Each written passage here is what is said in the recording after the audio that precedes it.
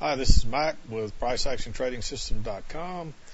We've got a possible short setting up here. We're still waiting on, I'm still expecting a retest, so I don't know if I like this setup just yet, but we'll see how this plays out. I want to go ahead and start the recording so you can see what I'm looking at here. But we had an upsloping trend line right up through here. So we've got a nice uptrend since about 5:30 this morning.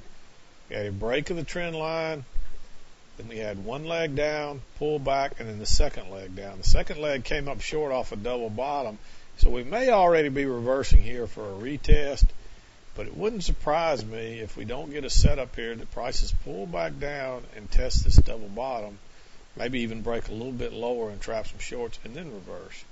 So let's see how this sets up, see if we can get a short or maybe even a long out of this trade. So far, it's no reason to go short here.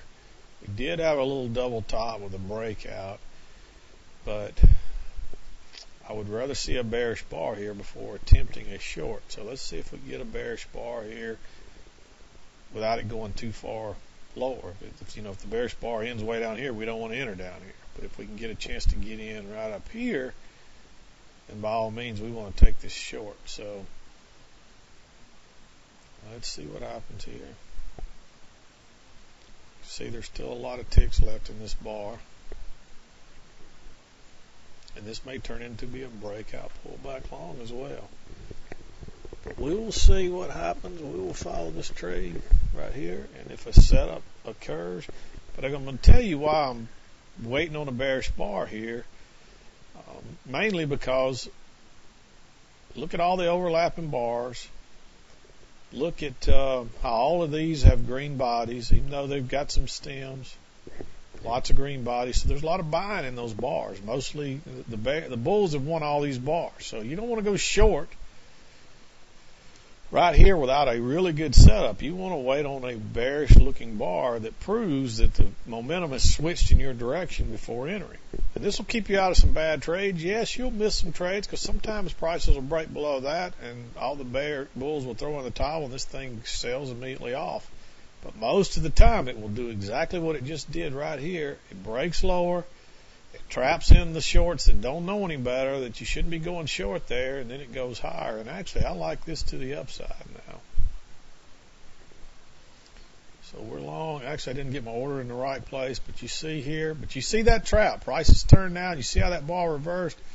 I should have gotten long right there. I put my stop one tick too high, but let's see if we can't get on out of this trade anyway. And we'll have our runner going.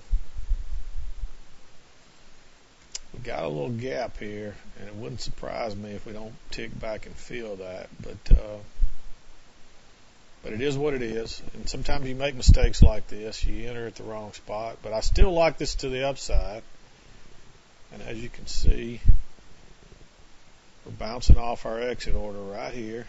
There we go. We're out. Stop move to break even. This is what I'm talking about these retests. And we had the break of the trend line. We had our two legs back. And will we get some more out of this runner? I have no idea. But I can tell you this. We can't have a losing trade now. We're guaranteed. We've already got 4 ticks in the bank. If prices do pull back right here, we still make at least 1 tick off the second contract. So we are guaranteed that we can't have a losing trade now. So we got no more risk in this, and I'm going to start tightening my stop to 1 tick below. And you don't have to do this. This is just the way I'm going to manage this trade. Since we're only trading 2 contracts, we don't want to give back our money. Now the worst we can do is make 2 ticks on this contract. And each time we get a higher bar, I'll tighten it until we either hit our target or we exit the trade. It looks like we're going to get stopped out here.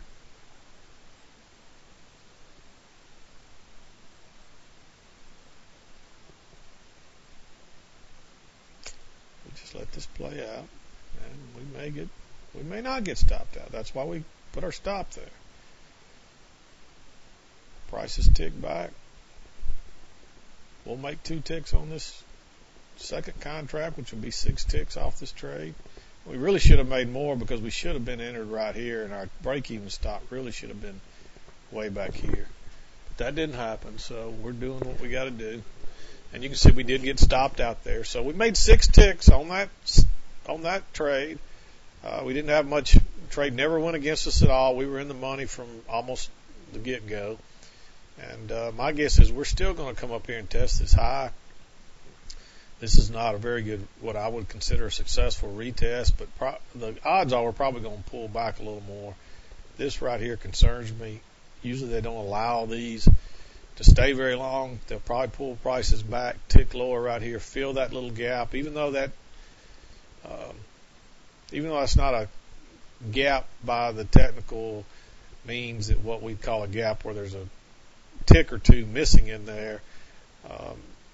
For a day chart, for an intraday chart, that's still considered a gap because the bars did not overlap, and it's rare that you get bars that don't overlap. And when they don't have them, they look at them like gaps, and they try to come back and fill them. Here's another example of one right here. See that gap?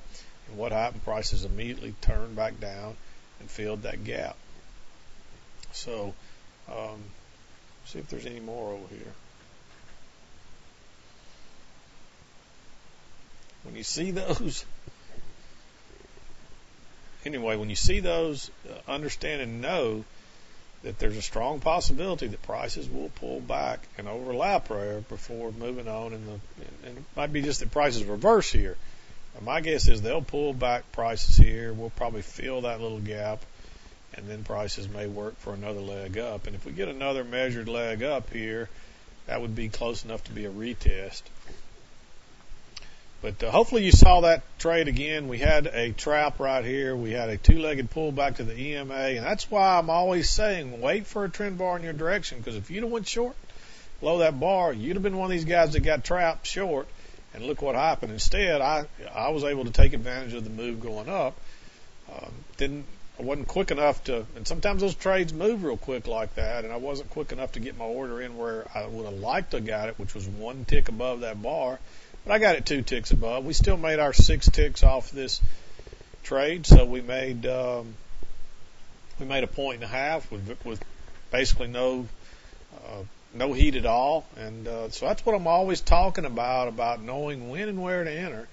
And again, you didn't have to manage this trade the way I did. You could have actually forfeited your 4 points here and kept your stop way down here, and you might end up riding this out for 5 or 6 points. I mean, that's the beauty of this strategy. I'm just showing you the way I do it. I don't like to give my money back. I would rather just get my 6 ticks there and look for another entry. But if you're not as good at picking the entries, when you do get one, or if it's a slow day and there's not a lot of entries, you might want to give this a lot more room. You might want to use your 4 ticks you made to put your entire trade at break even, so that you may not make any money off the first scalp, but you don't lose any money on the trade. So you've got no risk after it moving to 4 or 5 ticks in your favor. And my guess is we're going to make a second leg up here and test this high again. But again, this is just a trade example. I want to show you why I entered there. Again, there was a break of trend line, 2 legs back, and we're going to have a retest. Our rules tell us that the likelihood, the bias here is for us to have a retest before there's a real sell-off. So I was looking for a reason to get long here. And did I know I was going to get a setup? No, actually, I'd already told myself if I got the right setup, I'd go short.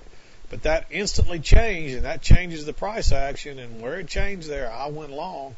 And you see it was a nice, easy trade. And again, you could have managed your stops any number of different ways that I just talked about. But I showed you the way I like to manage it. But if you're a swing trader, you might have just not even scalped out. You might have kept both trades and tried to scalp out 2 points on your first one and never tighten your stop until you use a 2-point stop on your final one to see if you can get 3 or 4 points. So you can manage these trades. There's no right or wrong as far as how you manage the stop in the end. I'm just showing you how I do it because I like to enter. I want to get my money and get out, and I'll look to re-enter again. I'm a scalper. I'm not really a swing trader. Now I will use my when I really like a trade, I will use my runner as like a swing trade. But again, I don't give it a lot of room to come back and take my original scalp out. And what I might do is I might trade 10 contracts. and I'll scalp out 6 or 7 of them, and I'll use 2 or 3 as a runner. So, if you get 6 or 7 or 8 points on 2 or 3 contracts, then you've made some real points for the day without any risk. And you can do that. There's a trade or two that sets up like that every day. A lot of times they'll come back and get your break-even stop. But at the same time, there are a lot of trades that set up every single day where the trade takes off and prices never pull back and your runners survive easily without any heat at all. And those runners go on to make 10 or 15 or 20 points. And so, I've seen days where a runner makes 30 points easily and quickly. So, again, don't assume that you have to manage your trade once you enter the same way I do. The important thing I'm trying to show you is where you enter for the best trades and how they set up, and then how you manage that trade after you enter is up to you. But as you can see here, if I'd held on to that runner, we did fill that gap, but if I'd held on to that runner and kept my stop way down here, there's a chance I could have a losing trade now. And I don't like that. And I don't want to give my money back. So I take what the market will give me, and then I look for my next entry. So, but I know not everybody's not a scalper. Everybody's not a swing trader. Everybody's not a scalper. We all have to find our comfort zone, because this game is not really about knowing how to trade. There's any number of ways you can trade that will make money. The real difficult part about trading is the mental aspect of it, finding your comfort zone and learning how to trade in your comfort zone with what works for you. For me, I get my money and get out and look for another entry.